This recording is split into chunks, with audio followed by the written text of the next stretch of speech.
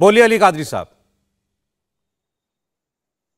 देखिए सौरभ, सबसे पहले तो आपको मैं ये कहना चाहूँगा कि इस्लाम में फिलवक्त सारी दुनिया में दो मानसिकताएं चल रही है। एक मानसिकता है हुजूर पाक सल्लल्लाहु अलैहि वसल्लम से लेकर हज़रत अली मुश्किल कुशा अलैहिस्सलाम तक।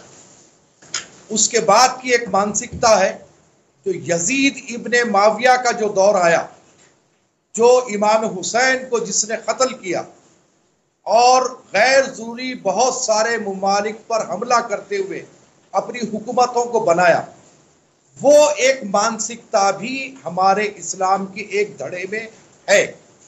वही ये मानसिकता है जो आए दिन हमारे इस्लाम को, मुसलमानों को बदनाम करने की एक कोशिश है।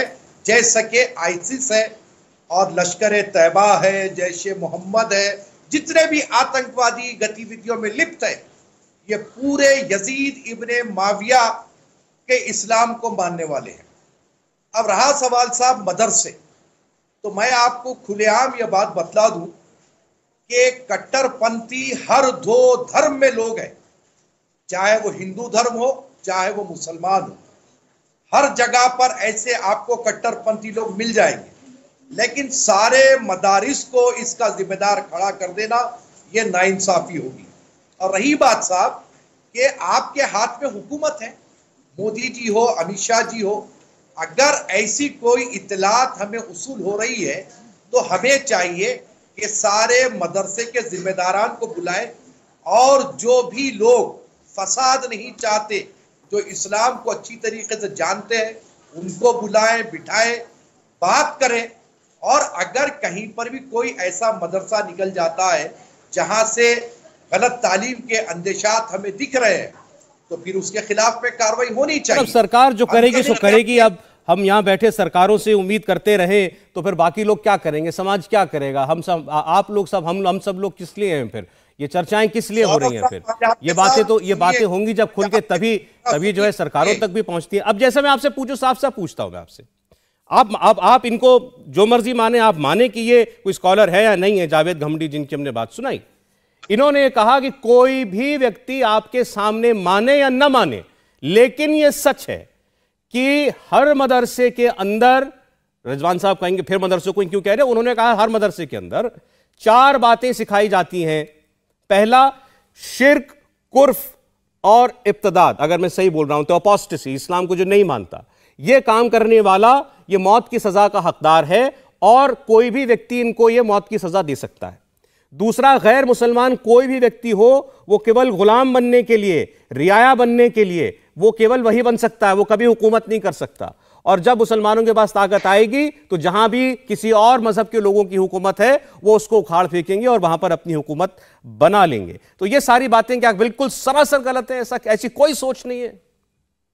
सुनिए साहब, देखिए साहब, हुजूर पाक सल्लल्लाहु अलैहि वसल्लम की तशरीफ आवर में यहूद के कई डेलीगेशंस आकर हुजूर से मिलते थे, तो हुजूर अपनी कमली मुबारक बिछाकर उनको बैठाकर उनका इस्तकबाल करते थे।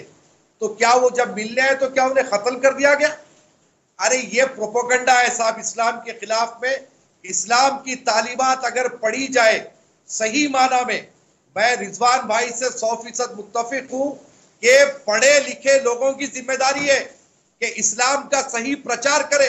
सर, उन्होंने तो कहा 99.99% वो सोच रखते हैं जो कि केवल मदरसों को हम जिस पर हम थोप रहे हैं। उन्होंने तो ये बात कही है। और अभी आपने खुद कहा, मैं 7वीं 8वीं शताब्दी में नहीं जा रहा हूं, लेकिन अभी आपने खुद कहा ना कि आईसिस को मानने वाले भी यहीं से निकले, लश्कर तैयबा को मानने वाले भी यहीं से निकले। तो वो भी तो कुछ पढ़ रहे हैं, वो भी तो किसी पे यकीन करके ये काम कर रहे हैं। मैं क्या कह रहा हूं आपको, 2 धड़ों में बटे हुए यजीद इब्ने माविया का जो इस्लाम मानने वाले हैं वो लोग ये काम कर रहे हैं, और हजरत अली तक जो दौरे खिलाफत था वो लोग जो मानते हैं वो सूफीइज्म है, वो अमन पसंद मुसलमान। तो फिर देश में जितने लोगों ने सर काटने की बातें की वो किसको पढ़ रहे हैं, किसको मान रहे हैं? यजीद इब्ने माविया को मानते हैं। वो इतने सारे लोग हुसैन के कातिल है। 1 मिनट में आरजू के पास जाना चाहता हूं। आरजू काजमी साहब ने सबको सुन लिया। डॉक्टर इफ्तिकार, इनके बाद आपके पास आता हूं। मुझे बताइएगा जरा कौन सच बोल रहा है। मैंने प्रोग्राम की शुरुआत में कहा था बहुत खुलकर बात करेंगे, क्या सब लोग खुलकर बोल रहे हैं हकीकत? जी बिल्कुल, मेरा ख्याल है जिसको जो बात सही लगती है वो वही बात बता रहे हैं। और सबकी मैं बहुत रिस्पेक्ट करती हूँ हर एक की बात की, लेकिन बात सिर्फ इतनी है कि मदरसे में जो पढ़ रहे हैं और जो पढ़ाया जा रहा है कि सर तन से जुदा कर दें या ये कि काफिरों को मार दें, इस किस्म की चीजें जो सिखाई जा रही है तो वो वहीं तक नहीं है। वो लोग बाहर भी निकलते हैं, वो लोग बाकी के लोगों से भी मिलते हैं जो मदरसे में नहीं जा रहे, और वही जहर उन लोगों को भी सिखाते हैं। हमारे यहाँ जो है वो केपीके की यूनिवर्सिटी, मर्दान यूनिवर्सिटी का स्टूडेंट था मशाल खान, जिसको जो है सिर्फ फेसबुक पोस्ट के ऊपर मार दिया गया। सब लोग खड़े देखते रहे, उसके बाद कई लोगों को गिरफ्तार किया गया और उसके बाद उनको भी छोड़ दिया गया एक एक करके। और इस तरह की कई चीजें हमने देखी हैं, चाहे वो हमारे पंजाब के गवर्नर हो सलमान तासीर साहब या कोई भी दूसरी शख्सियत हम यहाँ पे देखें, तो ये चीजें ऑफ कोर्स हमारे मदरसों से ही निकल रही हैं।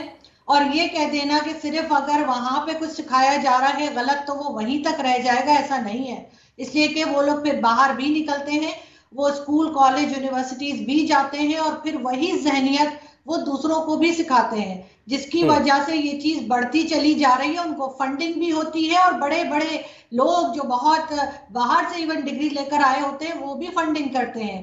पैसा कहाँ से आ रहा है, पैसा क्यों दिया जा रहा है, और आराम से ये चीज बढ़ती चली गई और किसी ने रोकने की कोशिश नहीं की।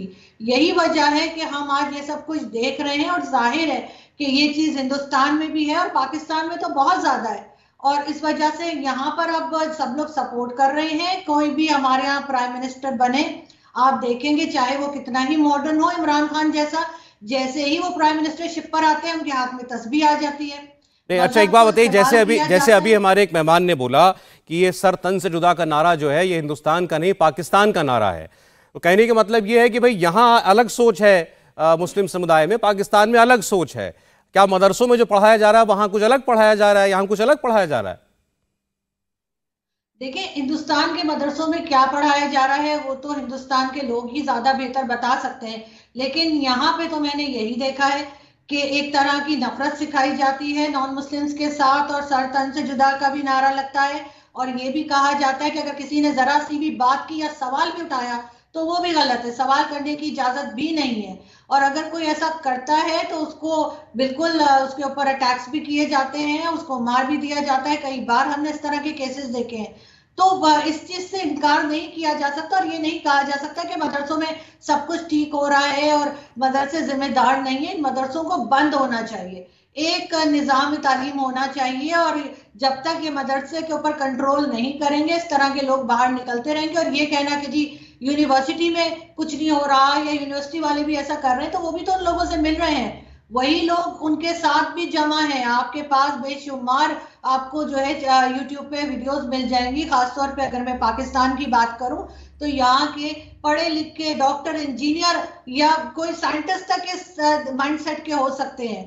तो इस वजह से मैं तो यही कहूंगी कि हमेशा से मैंने अपनी वीडियोस में भी कहा है कि इनको रोकना चाहिए, मदरसों को बंद करें, मदरसे बंद होने चाहिए। जड़ को नहीं। इंडिया टीवी हर वक्त हर जगह डाउनलोड करने के लिए सर्च करें India TV news Google play store या ऐप स्टोर पर।